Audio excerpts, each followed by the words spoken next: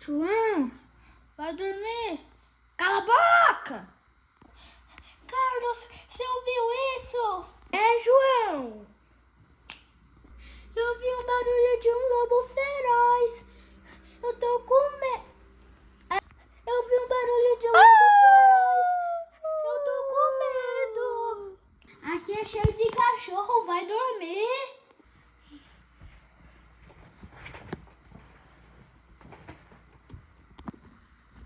Vai, 3, 2, 1.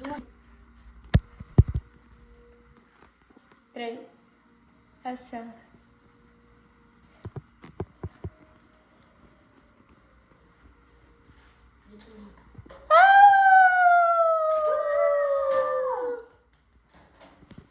João, cadê você?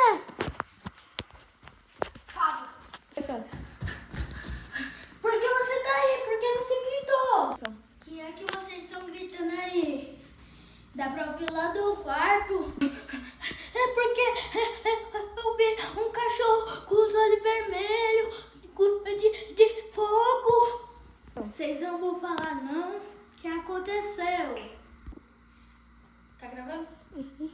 Parece que João sonhou em pé com uns cachorros, de olho vermelho.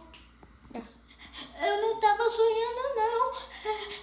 Era verdade. Tá. Vocês viram um cachorro, meninas? Ação. Ai, Pedroso! Tá gravando? Uhum. É que eu vi o barulho lá do quarto. Houve algum problema? Ação. Não, problema nenhum. Eu sei que vocês não estão mentindo. Eu vi lá do quarto.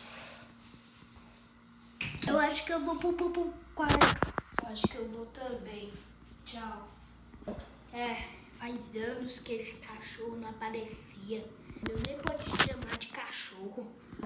Como assim?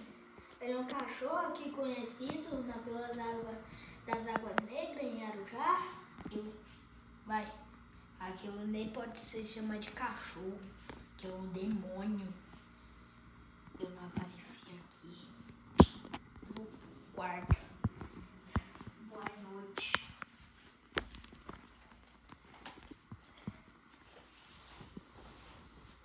Eu acho que eu vou também. Boa noite. Boa noite. Ah, não!